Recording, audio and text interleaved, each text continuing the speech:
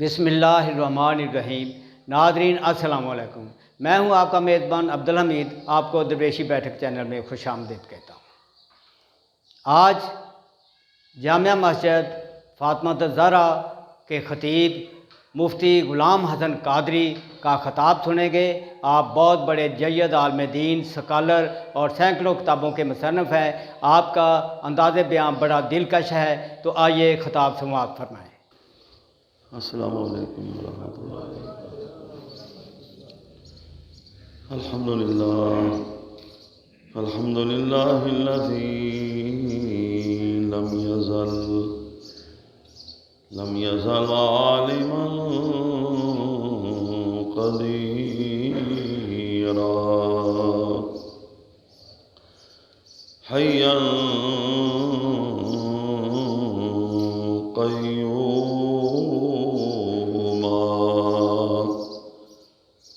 سمیعا بصیرا والصلاة والسلام على من أرسله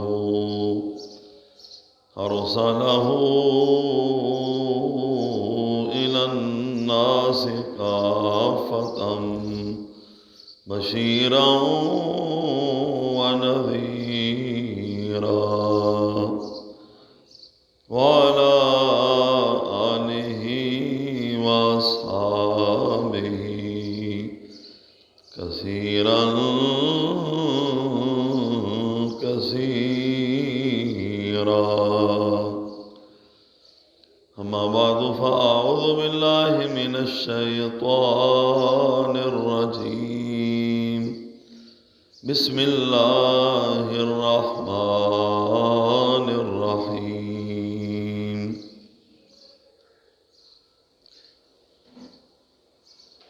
يا نساء النبي لستن كأحد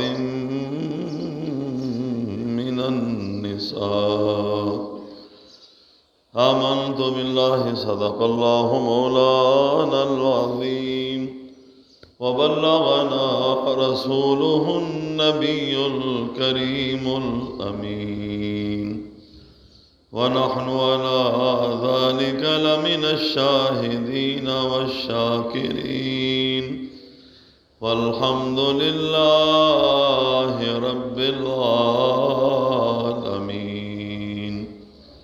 قال الله تبارك وتعالى في شان حبيبه مخبرا وحاكما إن الله وملائكته يصلون على النبي يا أيها الذين آمنوا صلوا عليه وسلموا تسليما الصلاة والسلام عليك يا سيدي يا رسول الله وعلى آلك وأصحابك يا سيدي يا حبيب الله الصلاة والسلام عليك يا سيدي يا رحمة للعالمين وعلى آلك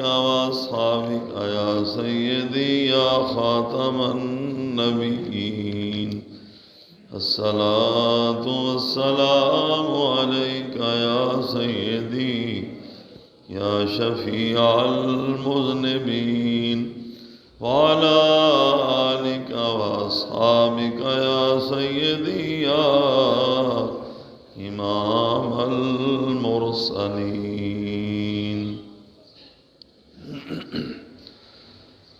اللہ تبارک و تعالی جل جلالہ وعظم شانہ واتم برہانہ وعم نوالہ وجل ذکرہ ولا الہ غیرہ کی حمد و ثنا اور نبی اکرم نور مجسم شفیع معظم تاجدار عرب و عجم احمد مجتبیٰ حضرت جناب محمد مصطفیٰ صلی اللہ علیہ وسلم کی بارگاہ میں ہدیہ درود و سلام پیش کرنے کے بعد نہایت ہی واجب الاحترام معزز و محترم سامعین حضرات، آج رمضان المبارک کا 10واں روزہ اور دوسرا جمعہ ہے، اور رمضان پاک کے پہلے عشرے کا آخری دن ہے۔ پہلے عشرے کے بارے میں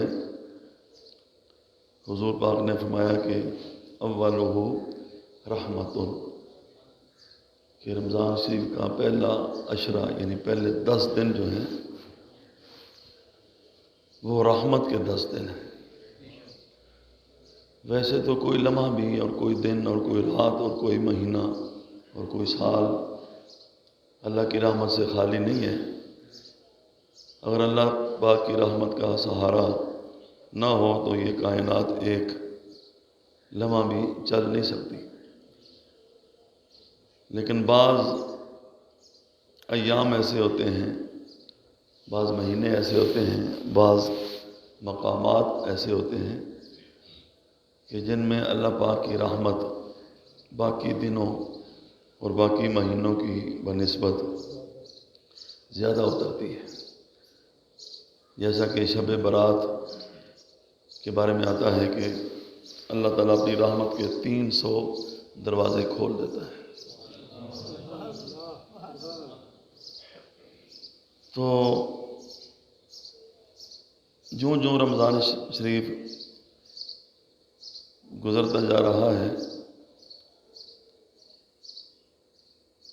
تو اس کی فضیلتیں اور اس کی برکتیں اور اس کی سعادتیں نکھر کر سامنے آتی جا رہی ہیں، اور پھر کچھ ہی عرصے کے بعد رمضان پاک اپنی بہاریں لٹا کر ہم سے جدا ہو جائے گا، اور اس کی جدائی کے لمحات جو ہیں وہ اہل ایمان کے لیے اور اہل عشق و محبت کے لیے بہت بڑے صدمے سے کم نہیں ہوتے۔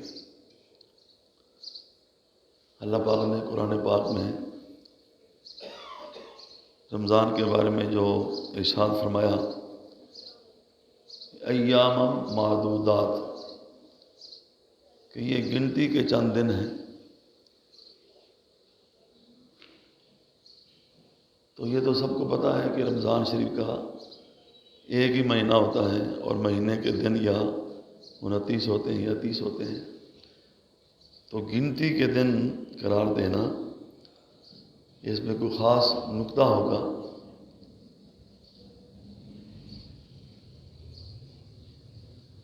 جو سہولت کے آرام کے دن ہوتے ہیں نا، وہ ایسا لگتا ہے جیسے بڑی جلدی گزر گئے ہیں، اور جو تکلیف کے، پریشانی کے، بیماری کے، مصیبت کے دن ہیں وہ بڑے طویل لگتے ہیں۔ یہ اہل ایمان کے لیے آرام کے، سکون کے، سہولت کے، نعمتوں کے، برکتوں کے، سعادتوں کے دن ہیں،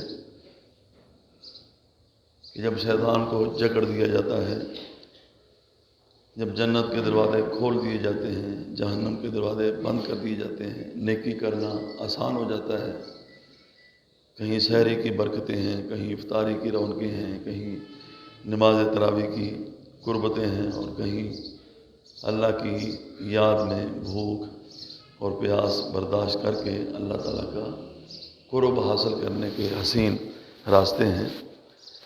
تو ان ساری رونقوں کے اندر رمضان شریف جو ہے وہ ایسے لگتا ہے کہ جیسے بڑی جلدی گزر گیا ہے۔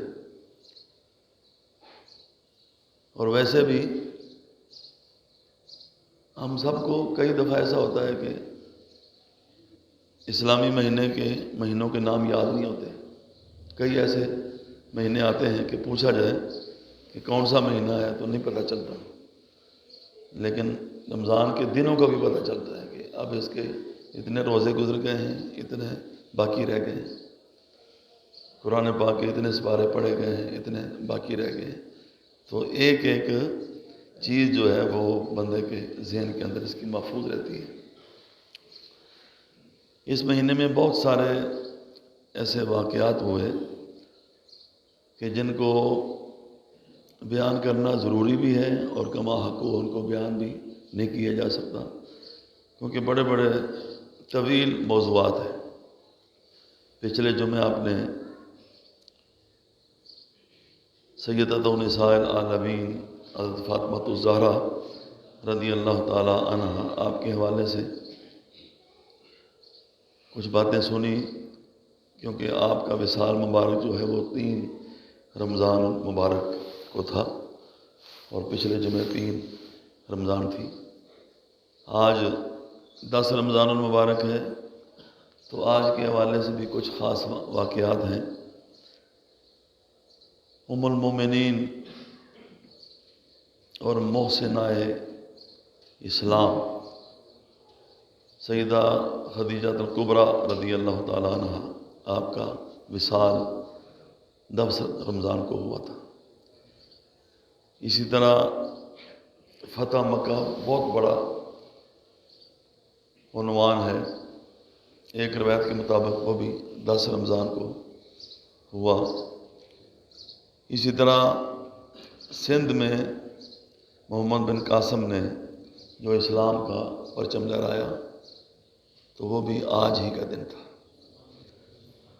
تو ان واقعات کو ذہن میں رکھنا بہت ضروری ہے، اور نئی نسل کو یہ باتیں بتانی چاہیے کہ یہ وہ دن ہے کہ جس دن میں یہ واقعہ ہوا تاریخ اسلام کے اندر، یہ وہ دن ہے کہ جس دن میں فلاں ہستی دنیا میں آئی یا فلاں ہستی دنیا سے گئی، کیونکہ ہماری آنے والی نسلوں کو ان معلومات سے دور رکھا جا رہا ہے۔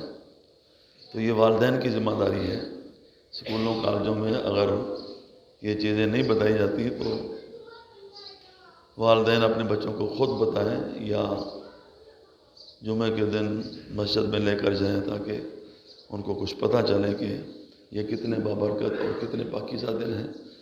کیونکہ دنوں کی جو نسبت ہوتی ہے نا، وہ فضیلت والی نسبت جو ہے وہ دنوں کی عظمت کو، ان کی شہرت کو، ان کی فضیلت کو بھی 4 چاند لگا دیتی ہے۔ یہ 10 محرم کا دن جو ہے بڑا بابرکت دن ہے، اسلام سے پہلے بھی بڑا بابرکت دن تھا، اور سید الشہداء امام عالی مقام کی شہادت کی وجہ سے اور اس کو بڑی شہرت مل گئی۔ اسی طرح 12 ربیع الاول کو ہمارے آقا صلی اللہ علیہ وسلم اس کائنات میں تشریف لائے۔ رمضان کے مہینے میں اللہ نے تعارف کراتے ہوئے، حالانکہ اس کی اور بہت ساری فضیلتیں ہیں، لیکن فرمایا شہر رمضان الذی انزل فیہ القرآن، کہ رمضان کا مہینہ وہ مہینہ ہے جس میں قرآن کو نازل کیا گیا۔ اور قرآن کے نازل ہونے کی رات کی فضیلت کو اللہ پاک نے یوں بیان کیا کہ انا انزلناہ فی لیلۃ القدر، کہ ہم نے اس کو لیلۃ القدر میں اتارا۔ وما ادراک ما لیلۃ القدر، تو کیا جانے کہ یہ کتنی شان والی رات ہے۔ لیلۃ القدر خیر من الف شہر، 1000 مہینوں سے افضل رات ہے۔ تو دیکھو نا، قرآن پاک کے ساتھ قرآن پاک کی نسبت رات کو نصیب ہوئی تو اللہ پاک نے کتنی فضیلت رات کو عطا فرما دی۔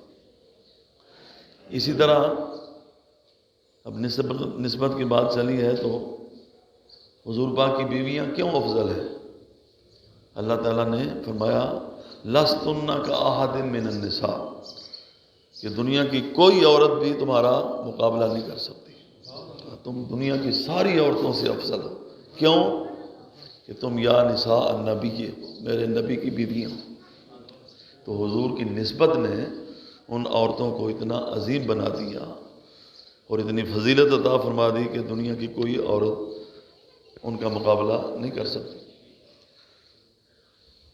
نبی پاک صلی اللہ علیہ وسلم کے جسم اقدس کے ساتھ جس شے کو نسبت ہو گئی، وہ کپڑا ہو یا پتھر ہو یا چمڑا ہو، وہ اتنی عزت پا گیا، یہاں تک کہ جسم کے ساتھ लगना तो बहुत बड़ी फजीलत है ना। अभी कल ही हमने परसों तर्जुमातुल कुरान की क्लास में सूरह बलद की का तर्जुमा पढ़ा कि अल्लाह पाक ने ला उक़सिमु बिहाज़ल बलद, कि मुझे इस शहर मक्का की कसम है। कसम जो है ना वो मामूली चीज़ की नहीं उठाई जाती, और हम तो फिर भी उठा लेते हैं, लेकिन जब अल्लाह ताला अपनी मखलूक में से किसी शय की कसम उठाता है तो इसका मतलब ये है कि वो चीज़ अल्लाह की बारगाह में बड़े मर्तबे और मकाम वाली है। तो अल्लाह ने शहर मक्का की कसम याद फरमाई है। और अगर इतनी सी बात होती तो किसी के जहन में ये आता कि शायद शहर मक्का की अल्लाह ने कसम इसलिए याद फरमाई है कि यहाँ बैतुल्लाह शरीफ है, यहाँ हजर अस्वद है, यहाँ हतीम है, यहाँ मताफ है, यहाँ जमजम शरीफ है, यहाँ पे सफ़ा मरवा है, अल्लाह पाक की निशानियाँ हैं। लेकिन अल्लाह ने फ़ौरन ही साथ ये फरमा दिया कि वह अंता हिल्लुम बिहाज़ल बलद, कि मैं इस शहर की कसम इसलिए याद कर रहा हूँ कि ऐ मेरे नबी तू इस शहर में जलवा कर है। तो हुजूर जिस शहर में रहते हों अल्लाह पाक उस पूरे शहर की कसम याद फरमाता है। उस शहर के अंदर कई ऐसी चीज़ें भी हैं कि जो मसलन वाशरूम भी हैं, कूड़े के ढेर भी होंगे वहाँ, इसी तरह और भी कई ऐसे मकामात होंगे। लेकिन जब किसी चीज़ को फजीलत दी जाती है ना तो फिर इन चीज़ों को नज़रअंदाज कर दिया जाता है। मुजद्दिद साहब ने लाहौर को उरूसुल बिलाद फरमाया, उरूसुल बिलाद, कि ये तमाम शहरों की दुल्हन है। लाहौर जो है ना तमाम शहरों की दुल्हन है। हालांकि इसमें हीरा मंडी भी थी, इसमें गंदे नाले भी थे, इसमें फलां मकाम भी थे, लेकिन इन चीज़ों की तरफ तवज्जो नहीं होती। जब बड़ी फजीलत सामने आती है तो छोटे छोटे जो इस तरह के जो चीज़ें होती हैं वो दब जाती हैं। फरमाया ये शहरों की दुल्हन इसलिए है कि यहाँ दाता गंज बख्श रहमतुल्लाह ताला अलैह का मुबारक। तो जब अल्लाह के वलियों के साथ शहर को निस्बत हो तो वो अहले मोहब्बत की निगाहों के अंदर उरूसुल बिलाद करार पाते हैं। तो जहाँ अल्लाह के महबूब रहते होंगे वहाँ उस शहर का मर्तबा मकाम क्या होगा।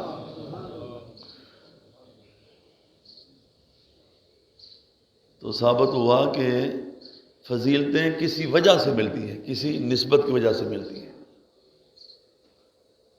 और जिसको हुजूर पाक की निस्बत नसीब हो जाए, मोहम्मद की निस्बत बड़ी चीज़ है, खुदा दे ये नेमत बड़ी चीज़ है।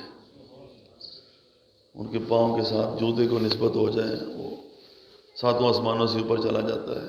उनके जिस्म के साथ काली कमली को निस्बत नसीब हो जाए, रोज़ा अनवर को निस्बत, तमाम उलमा का इस पर इत्तिफाक है कि नबी पाक अलैहिस्सलाम के जिस्म के साथ जो मट्टी लगी हुई है ना, हुजूर का जिस्म तो बहुत ही बुलंद वाला है ना, जो मट्टी नबी पाक अलैहिस्सलाम के जिस्म के साथ लगी हुई है वो मट्टी अर्श मौला से भी अफजल है। तो हुजूर पाक की उन बीवियों का क्या मर्तबा और मकाम होगा जो कई कई साल नबी पाक सल्लल्लाहु अलैहि वसल्लम के बिस्तर पर आराम फरमाती रही, जिनके जिस्मों के साथ मेरे आका का जिस्म मस होता रहा। जब पत्थर और कपड़ा हुजूर के जिस्म के साथ लग जाए तो वो बुलंदो बाला हो जाता है, उसकी शान अफजल आला हो जाती है। तो उन नफूस कुदसिया की अजमतों का आलम क्या होगा। अगर बेजान चीज़ नबी पाक के जिस्म के साथ लग जाए तो वो जानदारों से अफजल वाला हो जाती है। यूँ समझो कि इंसान को अशरफुल मखलूक़ात इसलिए बनाया गया है कि हमारे आका इंसानों के अंदर पैदा हुए। फिर इंसानों के अंदर ये जुमले कितने प्यारे किसी ने लिखे हैं कि अबू बकर हुजूर की बारगाह में आता है तो सिद्दीक़ अकबर बन जाता है, उमर आता है फ़ारूक आज़म बन जाता है, उस्मान आता है ज़ुन्नुरैन बन जाता है, अली आता है हैदर करार बन जाता है, बेज़र आता है तो बू ज़र बन जाता है, और हबश का बिलाल आता है तो रश के कमर बन जाता है, आराबी आता है तो सहाबी बन जाता है, خاکی آتا ہے تو افلاکی بن جاتا ہے، ذرہ آتا ہے تو آفتاب بن جاتا ہے، قطرہ آتا ہے تو سمندر بن جاتا ہے، فرشی آتا ہے تو عرشی ہو جاتا ہے، کہتر آتا ہے تو بہتر ہو جاتا ہے، ارزل آتا ہے تو افضل ہو جاتا ہے، زر آتا ہے تو وہ زر ہو جاتا ہے، بلال آتا ہے رش کے کمر ہو جاتا ہے، حیوان آتا ہے انسان ہو جاتا ہے، انسان آتا ہے مسلمان ہو جاتا ہے، مسلمان آتا ہے سلمان ہو جاتا ہے، سلمان آتا ہے تو دین و دنیا کا سلطان ہو جاتا ہے۔ یہ شعر بھی سن لیں کہ حضور کی نسبت ایسی چیز ہے کہ قطرے کو سمندر کرتے ہیں، ذرے کو ستارہ کرتے ہیں، اور کونین کو خم آ جاتا ہے جب زلف سنوارا کرتے ہیں۔ شیخ سعدی رحمۃ اللہ تعالیٰ علیہ نے اپنی کتاب گلستان سعدی میں، یہ مدرسوں میں پہلے فارسی کے نصاب میں پڑھائی جاتی تھی، اس میں ایک واقعہ لکھا، بڑا عجیب واقعہ۔ کہتے ہیں میں ایک دفعہ حمام میں گیا نہانے کے لیے، تو وہاں مجھے مٹی پڑی ہوئی ملی، لیکن اسے خوشبو آ رہی تھی، تو میں بڑا حیران ہوا کہ یہ مٹی ایسے خوشبو کیسے آ رہی ہے۔ وہ کہتے ہیں گلے خوشبو در حمام روزے، رسید از دست محبوب بدستم، کہ مجھے میرے کسی پیارے نے مٹی دی کہ یہ لو، حمام میں جا رہے ہو تو پہلے لوگ مٹی کے ساتھ بھی غسل کیا کرتے تھے، صابن کا دور کافی بعد شروع ہوا ہے، اور یہ صابنوں کے بارے میں بھی اگر کسی کو پتہ چل جائے نا کہ یہ کیسے کیسے بنتے ہیں، تو ہمارے ایک دوست ہیں بڑے پڑھے لکھے ہیں، وہ کہتے ہیں میں 70 سال میری عمر ہو گئی ہے تو میں نے کبھی صابن استعمال ہی نہیں کیا، صابن۔ تو میں نے پوچھا کیوں؟ تو انہوں نے کہا کہ یہ موٹر وے کے اوپر جتنے جانور مرتے ہیں، کتے بلے فلاں فلاں فلاں، ان سب کو جمع کر کے ان کو گال گول کے کیمیکل ڈال کے تو ان کا صابن بنا دیا جاتا ہے۔ اگرچہ جب چیز کی حقیقت بدل جاتی ہے تو اس کا حکم بدل جاتا ہے، لیکن یہ چینی اور صابن جو ہے اس کے بارے میں بڑی سٹوریاں ہیں کہ جن کو پتہ چل جاتا ہے کہ یہ کیسے ان کو بناتے ہیں اور کیسے کیسے کیمیکل ڈالتے ہیں، تو وہ پھر ان چیزوں کے قریب نہیں جاتے۔ بہرحال تو کہتے ہیں کہ مجھے میرے کسی پیارے نے مٹی دی تو میں نے اس کو سونگا تو اس میں خوشبو آ رہی تھی، بدو گفتم کہ مشکی یا عبیری، میں نے کہا کہ تو مشک ہے یا عنبر ہے؟ کہ از بوئے دلا ویزے تو مستم، کہ تیری خوشبو نے مجھے مست کر دیا ہے، تیرے اندر اتنی خوشبو کیسے پیدا ہو گئی؟ بگفتہ من گلے ناچیز بودم، تو مٹی نے کہا کہ میں تو ناچیز مٹی ہوں، ولیکن مدت باگل نشستم، لیکن ایسا ہے کہ میں جہاں پہ رہتی تھی نا میرے اوپر ایک پھول اگایا تھا، پھول، تو اس پھول نے، وہ خود تو خوشبودار ہوتا ہی ہے نا، تو اس نے میرے اندر بھی خوشبو پیدا کر دی۔ جمال ہم نشیں در من اثر کرد، وغرنہ من ہما خاکم کے ہستم، میرے محبوب کے حسن و جمال نے میرے اندر اثر کر دیا ہے کہ میں مٹی ہو کر خوشبودار ہو گئی ہوں، ورنہ میں تو وہی حقیر سی مٹی۔ ایک پھول کی صحبت میں مٹی رہے تو اس کے اندر اتنی خوشبو پیدا ہو جاتی ہے، اور اگر رسول کی صحبت میں کوئی انسان رہے تو اس کا مرتبہ اور مقام کہاں تک بڑھ جاتا ہے۔ اور ان صحابہ کرام میں سے ابو بکر صدیق اور عمر فاروق کی عظمت و شان کا عالم کیا ہوگا کہ جو زندگی میں بھی نبی پاک صلی اللہ علیہ وسلم کے ساتھ سائے کی طرح رہے، اور آج 1400 سال گزرنے کے بعد بھی نبی پاک علیہ السلام کی باہوں میں باہیں ڈال کے آرام کر رہے ہیں۔ تو جب مٹی کی صحبت میں، پھول کی صحبت میں اتنا اثر ہے تو رسول کی صحبت میں کتنا اثر ہوگا، اور پھر ان ازواج مطہرات کا مرتبہ اور مقام کیا ہوگا کہ جن کو نبی پاک صلی اللہ تعالی علیہ وسلم نے اپنی صحبت میں قبول فرما لیا۔ ایک عالم نے بڑا شاندار نقطہ بیان کیا، بات تو عام سی ہے لیکن اس میں اتنی کشش ہے کہ بندہ سن کر ایک بار ہل جاتا ہے۔ وہ کہنے لگے کہ جب مولوی صاحب آتے ہیں نکاح پڑھانے کے لیے تو وہ کیا الفاظ بولتے ہیں، دولہے کو کیا کہتے ہیں؟ کیا دولہے کہتے ہیں کہ فلاں लड़की जिसका ये नाम है, फलां की बेटी, इतने हक मार के बदले इन गवाहों की मौजूदगी में तुझे अपने निकाह में कबूल है? तो वो कहता है कबूल है। तो वो फरमाते थे कि जब हुजूर निकाह फरमाते थे अपनी बीवियों के साथ, तो हुजूर को भी यही कहा जाता है ना, या रसूलल्लाह, अबू बकर की बेटी आयशा सिद्दीक़ा जिसका नाम है, इतने हक मार के बदले इन गवाहों की मौजूदगी में आपको अपने निकाह में कबूल है। तो जब हुजूर ने कबूल कर लिया है तो और कोई कबूल ना भी करे तो उनकी शान में क्या फ़र्क आ सकता है? जिनको अल्लाह के रसूल कबूल कर ले, सहाबा को भी हुजूर ने कबूल किया, अहले बैत को भी हुजूर ने कबूल किया, अज़वाज मुतहरात को भी हुजूर ने कबूल किया। बदबख्त होगा कि जो हुजूर का उम्मती कहला कर वो ये कहे कि मुझे इनमें ये ऐब नज़र आता है, वो नज़र आता है। नहीं, जिनको हुजूर ने कबूल कर लिया वो हर ऐब से पाक हैं। क्यों? इसलिए कि अगर दिल की मोहब्बत किसी के साथ हो जाए ना, तो फिर आज़म जिथे दिल लग जावे उथे ऐब नज़र नहीं आता। जहाँ तुम्हारा दिल लगा ही नहीं है, तुमने दिल से हुजूर को कबूल नहीं किया। वरना अगर हुजूर को जो कबूल कर लेता है, हुजूर की हर पसंदीदा चीज़ उसको कबूल हो जाती है। नबी पाक ने दुआ फरमाया कि मुझे तुम्हारी दुनिया से 3 चीज़ें बड़ी पसंद हैं, अतीबो व निसाओ व कुर्रतु ऐनी फिस सलाह, खुशबू और हलाल औरतें, बीवियाँ, और मेरी आंखों की ठंडक नमाज के अंदर है। 3 चीज़ों का हुजूर ने जिक्र किया। अबू बकर से कहा आपको कितनी चीज़ें पसंद हैं? तो उन्होंने सोचा कि हुजूर से पूछा गया था, तो हुजूर ने बताया था 3 चीज़ें, तो मैं कहीं हुजूर से आगे न बढ़ जाऊँ या हुजूर की सुन्नत से पीछे न रह जाऊँ। तो कहा कि मुझे भी दुनिया में 3 चीज़ें पसंद हैं। अन-नज़रु अला वजह रसूलिल्लाह, मेरी नज़र हो नबी पाक का चेहरा, मेरा माल हो हुजूर का हुक्म हो मैं अपना माल कुर्बान करता जाऊँ, मेरी बेटी हो और नबी पाक के बिस्तर के ऊपर।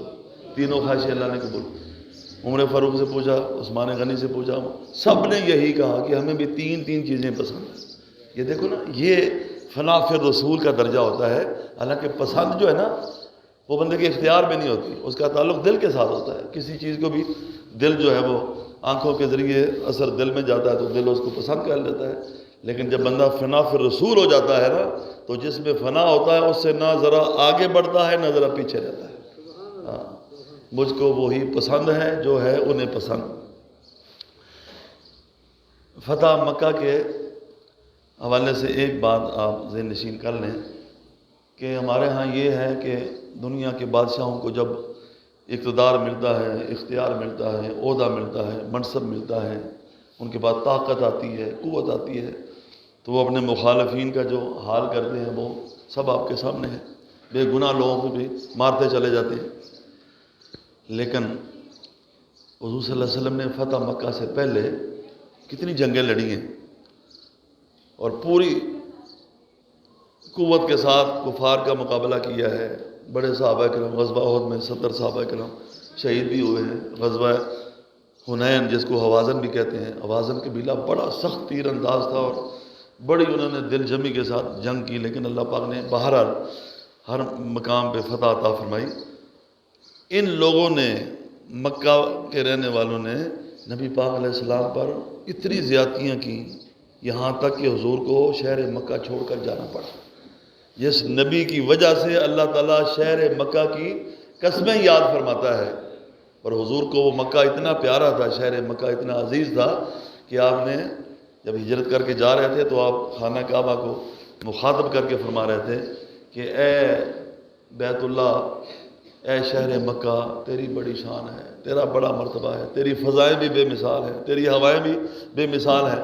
मैं कभी तुझे छोड़कर ना जाता अगर ये मुझे यहाँ से निकलने पर इसरार न कर, मजबूर का लफ्ज़ तो नहीं बोलते कि अगर ये मुझे हालात ऐसे पैदा न करते कि मैं छोड़ के चला। आला हज़रत ने जहाँ ये ऐद आती है ना कि इज़ अख़रजहुल्लज़ीना कफ़रू सानिय स्नैन इज़्मा, कि जब काफिरों ने हुजूर पाक को शहर मक्का छोड़ने पर मजबूर कर दिया, तो आला हज़रत ने तर्जुमा यह किया है कि मजबूर कैसे कर दिया? अल्लाह के महबूब हों तो मजबूर को कर सकता है? फरमाया جب کافروں کی شرارتوں کی وجہ سے آپ کو شہر مکہ چھوڑنا پڑا، ایسے آپ نے ترجمہ کیا۔ یہ محبت کے انداز ہوتے ہیں۔ کسی نے کہا کہ حضور پاک کے کپڑے کو اگر مٹی وغیرہ لگ جائے تو حضور پاک کے کپڑے کو میلا کہنا چاہیے؟ تو میں نہیں، حضور پاک کے کپڑے کو میلا نہیں کہنا چاہیے۔ تو کیا کہنا چاہیے؟ یہ کہنا چاہیے کہ میل نے نبی پاک علیہ السلام کے دامن رحمت میں آ کر پناہ لے لی ہے، ایسے کہنا چاہیے۔ تو ادب جتنا بھی ہو سکے نا یہ کم ہوتا ہے۔ آج کل جدید تعلیم یافتہ لوگ جو ہے نا حضور پاک کا سیدھا نام بھی نہیں لے سکتے، اور صلی اللہ علیہ وسلم کہنا تو ان کے لیے، ان کو چھوڑے آپ۔ ہمارے وزیر اعظم صاحب نے خاتم النبیین کا 2-3 دفعہ لفظ بولا، ان کی زبان پہ نہیں چڑھا۔ انگریزی کے اتنے مشکل لفظ ہماری زبان پہ انگریزی کے لفظ نہیں چڑھتے، ہاں جی، اور ان کی زبان پہ عربی کے لفظ نہیں چڑھتے۔ تو کچھ ہمیں ادھر ہونا چاہیے جدید دور کے مطابق انگلش پڑھ کے، تو وہ بھی کبھی جملے بول لینے چاہیے، اور کچھ ان حضرات کو ادھر ہونا چاہیے کہ کم از کم قول واللہ تو آ جائے، اور خاتم النبیین کا لفظ بولنا تو آ جائے۔ ویسے تو ہم بڑے عاشق رسول ہیں نا، کوئی ہم سے بڑا ناموس رسالت کا پہرے دار نہیں ہو سکتا۔ ہم کٹ سکتے ہیں، جانیں قربان کر سکتے ہیں، لیکن فرانس کے سفیر کو اپنے ملک سے نہیں نکال سکتے، کیونکہ وہ صرف سفیر نہیں ہے نا، وہ ہمارا رازق بھی ہے نا، وہ ہمارا رازق بن گیا ہے، سفیر نہیں ہے وہ۔ سلطنت عثمانیہ کو اسی لیے ختم کیا گیا کہ اب اس دور کے واقعات پڑھے نا، اب تو عام یہ چیز ہو جاتی ہے نا، جب اس کو پتہ چلا نا کہ سلطان عبدالحمید کو کہ فرانس جو ہے آج رات کو میرے نبی کے بارے میں اس نے ڈرامہ بنایا ہے اور وہ آج نشر کرنے والا ہے، تو اس کو پتہ چلا تو اس نے کہا بلاؤ فرانس کے سفیر آیا، تو اس نے کہا میں نے سنا ہے ایسا ہو رہا ہے۔ تو کہا اب کیا کیا جا سکتا، ہم نے اتنے مہینے لگا کے تیار کیا ہے، تو اب تو نہیں ہو سکتا۔ تو انہوں نے کہا پھر تیار ہو جاؤ، میری تلوار تمہارا فیصلہ کرے۔ یہ کیا بات ہوئی؟ اب بیان تو ایسا کوئی دے دیں، ایک دھمکی دے دیں بھائی تو اگر تو نے ایک دن کے اندر یہ کھا کے ختم نہ کی اور معذرت نہ کی تو پھر تیار ہو جاؤ۔ عملی کاروائی اگر تم نہیں بھی کر سکتے، تم تو ایسے چیزیں گن گن کے بتاتے ہو، سارا میک اپ کا سامان وہاں سے آتا ہے، بسکٹ وہاں سے آتے ہیں، فلاں، اگر نہیں یہ استعمال کرو گے تو مر تو نہیں جاؤ گے نا۔ ایک دفعہ غیرت کا مظاہرہ تو کرو نا۔ اور ان لوگوں پہ بھی بڑا افسوس آتا ہے جو جی سرکاری املاک کا خیال کرنا چاہیے، لوگوں کی گاڑیاں بے شک کرنا چاہیے، گاڑیاں تباہ نہیں کرنی چاہیے، املاک کو ضائع نہیں کرنا چاہیے، لیکن 2 گاڑیاں ٹوٹ جائے تو تمہیں بڑی تکلیف ہوتی ہے، اور نبی پاک علیہ السلام کی عزت و ناموس پہ حملہ ہو جائے تو تم ٹس سے مس نہیں ہوتے۔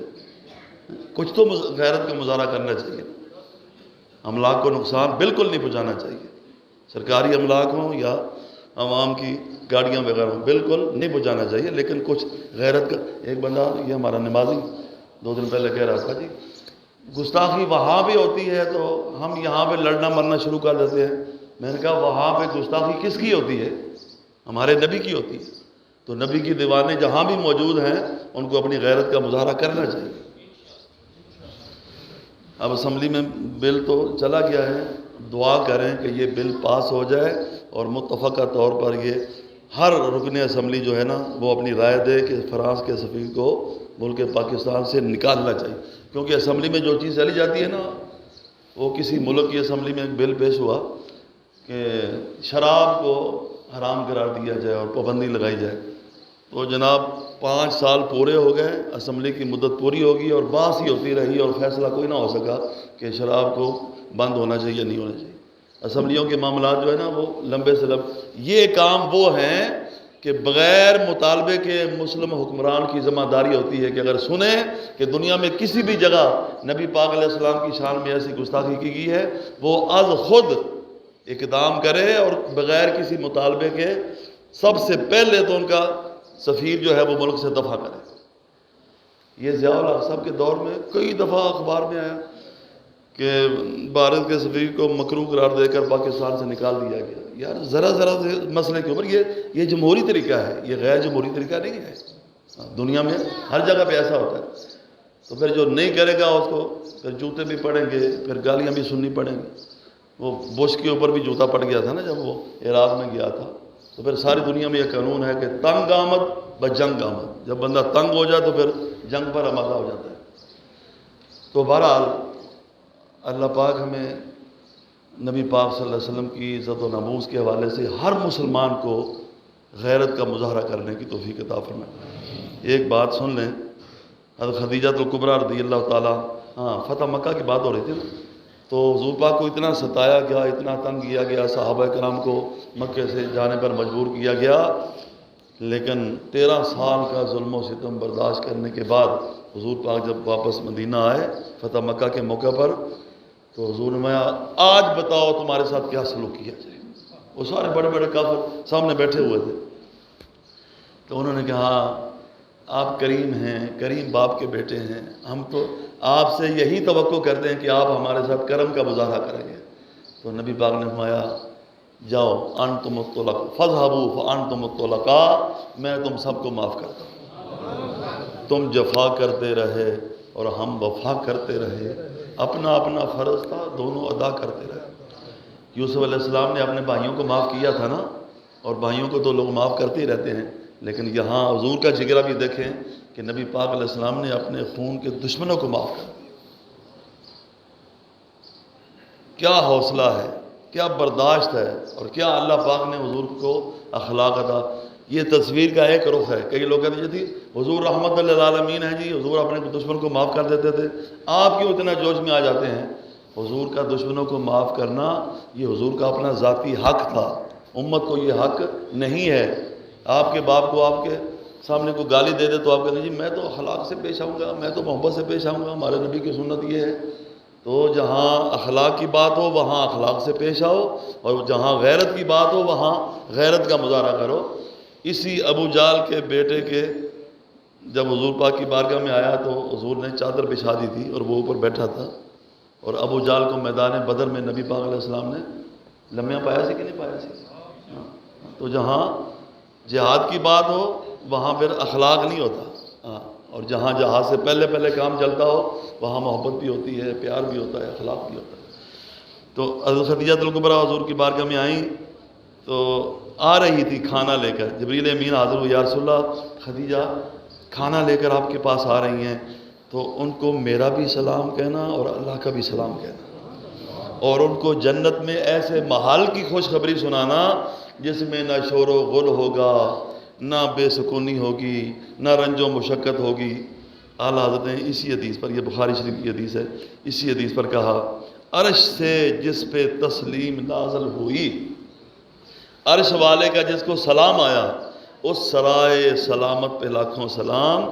منزل من قصب لا صخب لا نصب، ایسا محل ملا جس میں شور و غل نہیں ہے، جس میں کوئی تنگی نہیں ہے، جس میں کوئی تکلیف نہیں ہے، ایسے کوشک کی زینت پہ لاکھوں سلام۔ اس محل کی جو زینت بنے گی ام المومنین، اس پر ہماری طرف سے لاکھوں سلام۔ اللہ پاک ہمیں حضور پاک کی نسبتوں کا حیا کرنے کی توفیق عطا فرمائے۔ ناظرین، امید ہے آپ کو یہ ویڈیو پسند آئی ہوگی۔